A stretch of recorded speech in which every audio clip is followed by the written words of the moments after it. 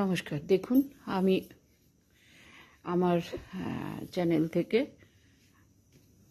বলছি। এটা দেখুন, আমার মা আমার শাড়ির ফলস পাড় লাগিয়ে দিচ্ছে। ওনার বয়স হচ্ছে ৮০ বছর পার হয়ে গেছে। বিনা চশমায় কি সুন্দর বসে বসে ফলস পাড় লাগাচ্ছে, কোনো অসুবিধা নেই।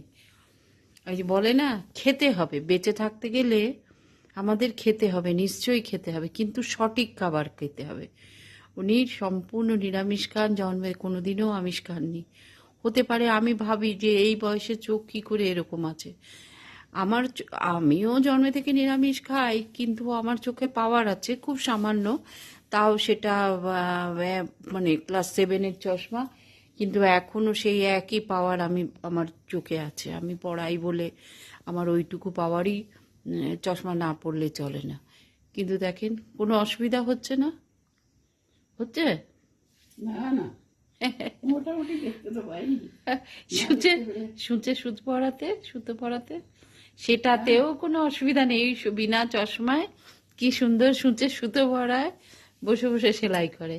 শুধু সেলাই নয়, সব কিছু। হয়তো কখনো কোনো এক সময় চশমা আছে খুব সামান্য পাওয়ার, হয়তো কখনো বলো আমাকে চশমাটা দে তো একটু, আমি দিলাম, কিন্তু দেখি সঙ্গে সঙ্গে পরে আবার খুলে রেখে দেয়। কোনো অসুবিধা নেই, আমার সব শাড়িতেই ফলস পাড় লাগিয়ে দেয়। এরকম চশমা ছাড়া বিনা চোখে ইয়েতে ভালো লাগে।